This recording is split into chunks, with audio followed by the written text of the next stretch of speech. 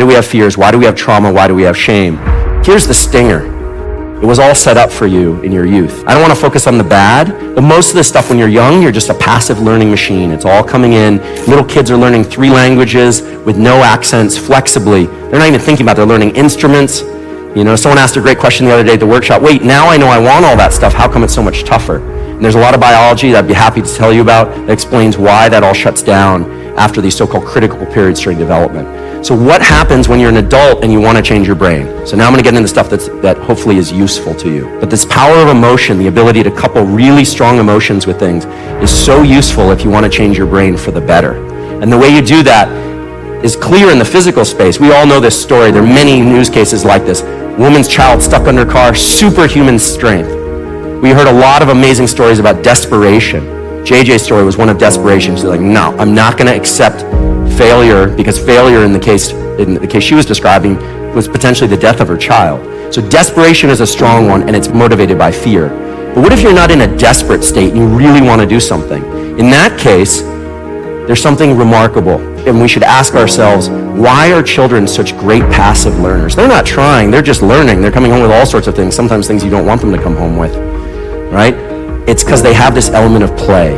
And what is play? Play isn't just movement, although it includes movement. It's giving things everything you've got, but keeping it in perspective. It's that sweet spot of enjoying life and trying really, really hard at it at the same time. It's essentially what we all strive for. And there are these incredible cases throughout history. Famous scientists like Richard Feynman, Nobel Prize winner. He's most famous for bongo drumming naked on the roof of Caltech. And he became an amazing artist in his 60s. And he developed all sorts of other skills. And he always had this childlike way of looking at the world. He never let himself get stuck in his ways. Never became a curmudgeon. And a remarkable man. And that's something that if you come away with nothing else, I encourage you to do that. You want your brain to change? Stay light, stay loose, but give it everything you've got. So I think that one of the most important questions that we should all ask ourselves anytime we want to learn, or we want to relax, or we want to sleep, or we're in a situation where we need to receive hard information, whatever it is ask ourselves, where are we on this continuum of alertness and sleep? So when we're fast asleep, we actually can learn in sleep. But basically we learn best when we are focused and alert, but not too stressed. And then when we cycle that with periods of deep rest, and not just sleep, but when we go into states of, they can be shallow naps, it can be meditation, but really it's going into a state of what is most easily thought of as wordlessness. Mm-hmm. So I would say, as people listen to all the words coming through the airways on this, or they watch this, once they get to a point where they feel like, okay, that's a lot of information, it might be dense, or I just want to consolidate that or get the most out of it, it's fine to just go into a state of wordlessness, pause it, just let your mind drift for a little bit. And then the mind likes to focus back on things. It likes to focus on and off things. In this culture, we do not teach people how to operate their mind and body. And it leads to all sorts of problems, stress, anxiety disorders, ADD. There is no guidebook for social interactions, for sexual development. It's a huge problem. And I think that the brain is harder to identify like a user's manual, right? Because it's always meditation, consciousness, high-level concepts. What do dreams mean? The really interesting stuff. Right. But I like that we're starting with physiology, because what's nice about these core mechanisms of brain-body is that they are real things. Like if we could point to the neurons, these are things in the textbooks. There's nothing mysterious. It doesn't require any learning. Like once you know how to do it, it works the first time, it works every time. And that's the other thing. Kids don't learn to direct their own state. They don't know they can do it. And we give people all these mantras about resilience and mindfulness, and these are powerful terms. What we tell people, just do it. But what we don't do is give them tools to access these states more readily. And for people that are lucky enough to have the time or come into contact with people that help guide them down a path, like they get some crucible experience early in life where they go, wow, I felt like I was very close to death or close to panic, and I recovered myself. It's powerful. The hallmark of growth mindset is really two things. One is, I'm not where I want to be now, but I'm capable of getting there eventually. The other is to attach a sense of reward to the effort process itself. And if you look at true high performers, people that are consistently good at what they do, they don't peak and go through the postpartum depression and crash and come back, and their life is a cycle of ups and downs, but really people who are on that upward trajectory consistently, those people attach dopamine to the effort process on the discovery of growth mindset was these kids that loved doing math problems that they knew they couldn't get right. So it's like the people who love puzzles, but in this case, they knew they couldn't get it right, but they loved doing it. And incidentally or not so incidentally, these kids are fantastic at math when there is a right answer, because they feel some sense of reward from the effort process. Yeah. Now, the cool thing about dopamine is that it's very subjectively controlled. We can all learn to secrete dopamine in our brain in response to things that are in a purely subjective way.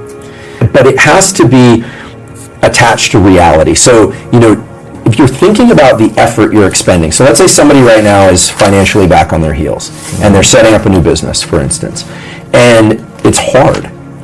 If they can take a few moments or minutes each day to reflect on the fact that the effort process is allowing them to climb out of their hole potentially, that it's giving them an opportunity, that it's somehow they are on the right path, or if they're not in movement along that path, or at least oriented on the right path, they're not lying in bed all day. If they can reward that process internally, two things happen. First of all, the brain circuits that are associated with building subjective rewards and dopamine get stronger, so you get better at that process.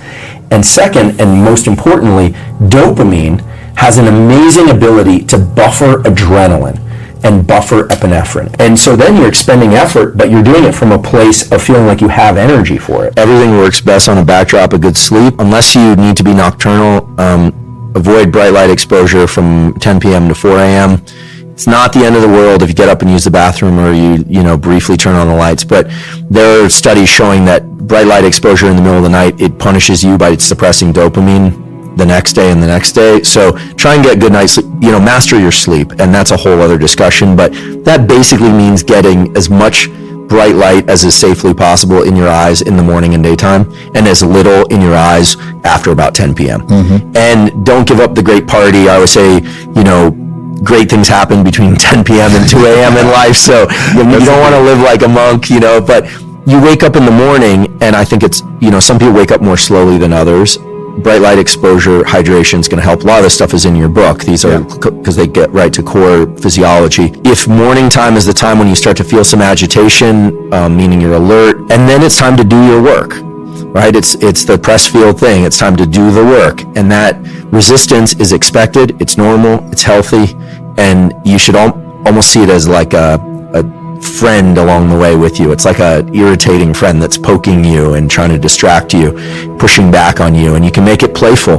But there is a time to be serious about work. It's like, this is yours, and you don't want to squander it. So I say lean into that work and understand that if it goes pretty well today, it's going to go even better the next day, because these are, I think what people forget about neuroplasticity, the brain's ability to change itself in response to experience, is that the circuits for focus also are subject to neuroplasticity. So the more you feel that discomfort in focus, the more easily focus comes the next day and the next day. And pretty soon, if something interrupts you for even a minute, it's going to feel irritating. But do yourself a favor and look back and realize that in a short period of time, this won't take 100 days. We're talking about 3-4 days. You're going to be creating and working at a level that's far more efficient and productive than before.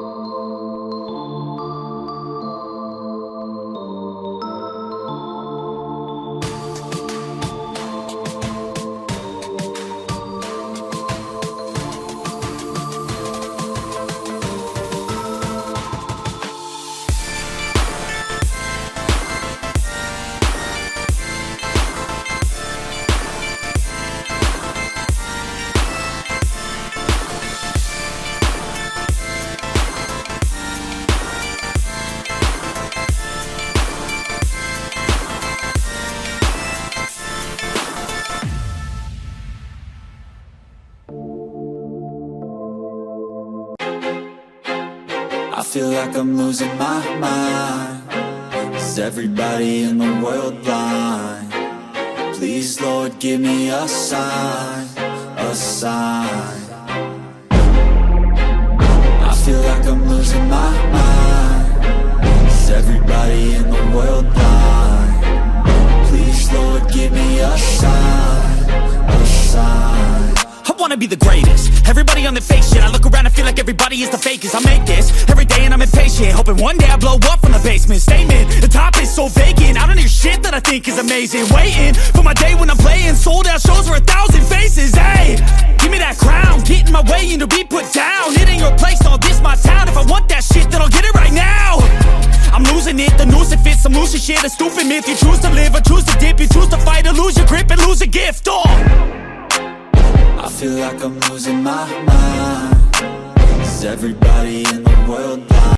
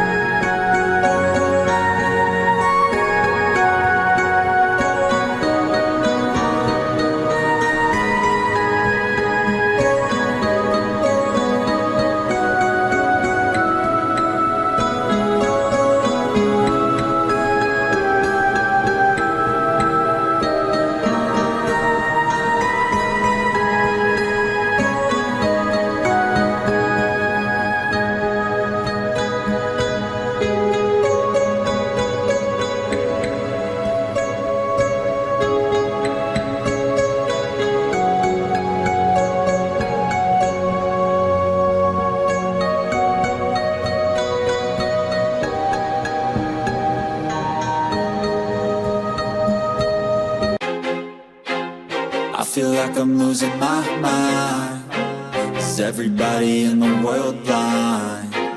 Please, Lord, give me a sign, a sign. I feel like I'm losing my mind. Is everybody in the world blind? Please, Lord, give me a sign, a sign. I wanna be the greatest. Everybody on the fake shit. I look around and feel like everybody is the fakest. I make this every day and I'm impatient, hoping one day I blow up from the basement. Statement, the top is so vacant. I don't hear shit that I think is amazing. Waiting for my day when I'm playing sold out shows for 1,000 faces. Hey, give me that crown, get in my way and to be put down. It ain't your place, no, this my town. If I want that shit, then I'll get it right now. I'm losing it, the noose it fits. I'm losing shit, a stupid myth. You choose to live or choose to dip. You choose to fight or lose your grip and lose a gift. I feel like I'm losing my mind. Is everybody in the world blind? Please, Lord, give me a sign, a sign. I feel like I'm losing my mind. Is everybody in the world blind? Please, Lord, give me a sign, a sign. Yeah. There's no mercy in this world, just hunger-thirsty persons in different versions. Each new update, that shit worsens. Why? Pull back the curtain and you'll see the different vermin. We all have different burdens that all seem to cause disturbance. Yo, so do me a favor, don't treat me like a neighbor. Don't need the different flavors of your problems just to savor.